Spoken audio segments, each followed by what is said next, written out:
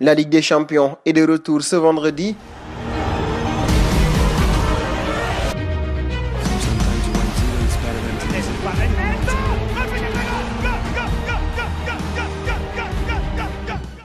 Pour tout connaître du déroulement de la compétition, suivez la vidéo jusqu'à la fin et si vous êtes nouveau sur la chaîne, n'hésitez pas à vous abonner.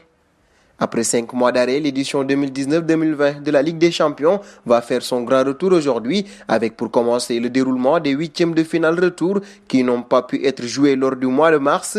Devant faire face à cette situation imprévisible, l'UEFA a donc dû s'adapter et a été contraint d'ajuster le règlement pour que les différents clubs puissent prendre part à la compétition dans de bonnes conditions. L'instance européenne a publié les nouvelles règles à suivre pour terminer ce nouveau format. Le stade du Benfica et du Sporting Lisbonne sont les deux stades choisis pour la suite de la compétition. Autre point, certains clubs ont perdu certains joueurs entre-temps, des joueurs qui se retrouvaient en fin de contrat en juin par exemple. Cette situation exceptionnelle oblige ainsi la direction de l'UEFA à autoriser l'inscription de nouveaux joueurs pour le reste des matchs. 3 joueurs pourront donc faire leur apparition dans la liste à condition qu'ils aient déjà été qualifiés auprès du club auparavant. Il est donc impossible d'inscrire un joueur qui a récemment été transféré. De plus, comme dans tous les championnats européens depuis la reprise, l'UEFA autorise les clubs à effectuer 5 changements au cours d'un match. Pour le reste des matchs à disputer en huitième de finale, nous aurons l'affiche Manchester City-Real Madrid à l'aller. Madrid s'était incliné à domicile face aux hommes de Pep Guardiola 2-1,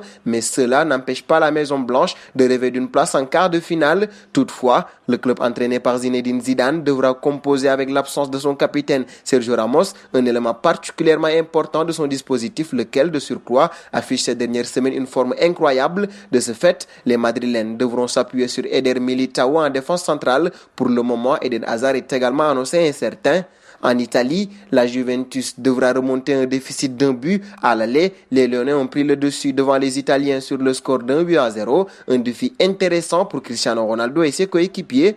Et demain, les huitièmes de finale continueront avec l'affiche FC Barcelone-Naples. À l'aller, les deux équipes se sont quittées sur un but partout. Messi et compagnie doivent sauver leur saison et cela passe par une victoire finale en Ligue des Champions. La tâche s'annonce difficile. Dans l'autre rencontre, demain, Chelsea défiera le Bayern Munich, sauf que c'est sans doute déjà plié puisqu'à l'aller, les Allemands ont marché sur les Anglais 3-0. Ces échéances passées, le tirage au sort du reste de la compétition a été déjà effectué pour connaître les probables adversaires. En quart de finale, le vainqueur de la rencontre Manchester City-Real Madrid jouera le vainqueur entre l'OL et la Juventus. Le RB Leipzig jouera l'Atlético de Madrid. Le vainqueur de la rencontre entre Naples et le Barça jouera le vainqueur entre Chelsea et le Bayern. L'Atalanta Bergame défiera le PSG. Pour ce qui est des demi, le vainqueur des premiers quarts de finale, soit Manchester City ou Real Madrid vs l'OL ou la Juventus, fera face au vainqueur des quarts de finale 3, soit Naples ou le Barça vs Chelsea ou Bayern.